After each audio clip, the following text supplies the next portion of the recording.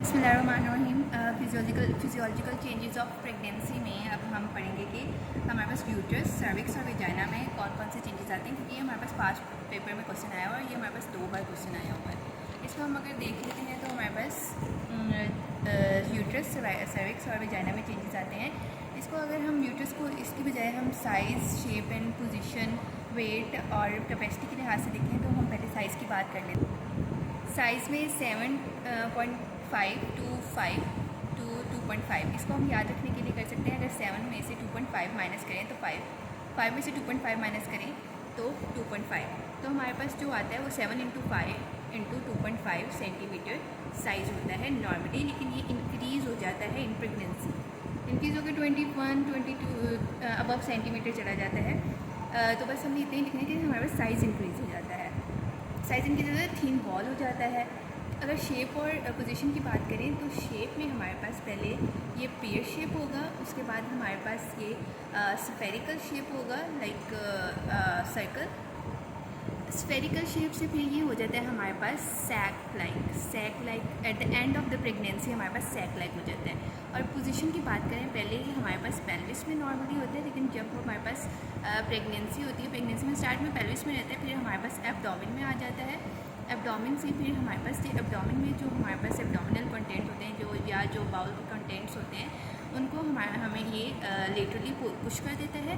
और ये क्या कहते हैं कि वहाँ क्योंकि लार्ज हो जाता है तो वहाँ ये लेटरली पुश करके इंटीरियरली आ जाता है, interior wall of the abdomen. इसके साथ साथ ही हमारे पास डेक्स्ट्रो रोटेशन करता है, लाइक ये हमारे पास डेक्स्ट्रो रोटेशन अब क्या होता है, it rotate along the long axis to the right, this is called dextro rotation.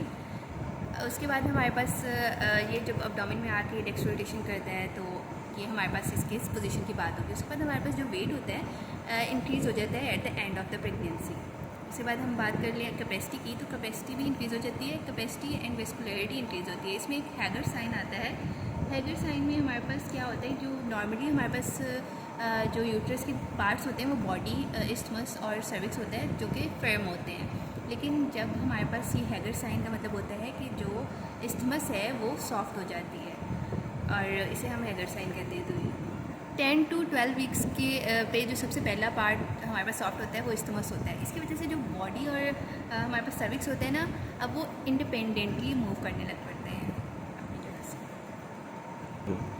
Hugger sign जो है वो हमारे पास कंसिस्टेंसी में आता है, इसको हम अलग से लिखेंगे एज अ पॉइंट, अलग से पॉइंट बना के आप इसको लिख सकते हैं।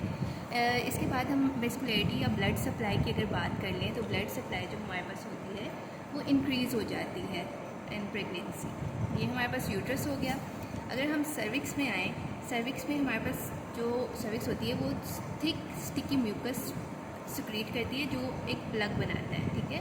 वो प्लग जो होता है वो हमारे पास माइक्रो ऑर्गेनिज्म की एंट्री इनटू द वेजाइना को प्रिवेंट करता है, ताकि कोई इन्फेक्शन वगैरह ना हो। और जब लेबर का टाइम आता है तो सर्विक्स डायलेट होता है और प्लग जो होता है वो खुद ही एक्सपैल्ड कर जाता है। उसके बाद हमारे पास आता है एक साइन जिसे हम कहते हैं गुडल्स साइन। गुडल्स साइन जो हमारे पास होता है उसमें सर्विक्स की सॉफ्टनिंग होती है, और ये 8 वीक पे होती है, याद रखना है। चैडविक साइन आता है हमारे पास एक और पॉइंट, इसमें हमारे पास जो सर्विक्स और वेजाइना है, due to increase blood supply purplish blue colour में सर्विक्स और वेजाइना हो जाता है।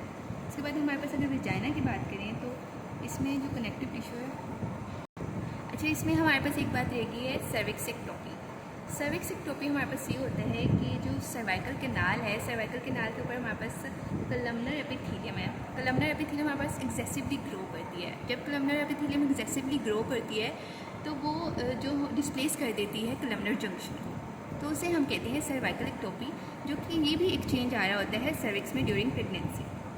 अब हम वेजाइना की बात अगर करें तो यहाँ हमारे पास कनेक्टिव टिश्यू लूजन हो जाता है, loosening of connective tissue, acidic secretion, prevent bacterial infection, ताकि जो बैक्टीरियल इन्फेक्शन है वो ना हो, इसलिए एसिडिक सिक्रीशन स्टार्ट कर देते हैं वहाँ पे जो हमारे पास वेजाइना के ग्लैंड्स वगैरह होते हैं। Increase glycogen in the cell, जिसकी वजह से हमारे पास थिक एंड वेजाइना शो होता है।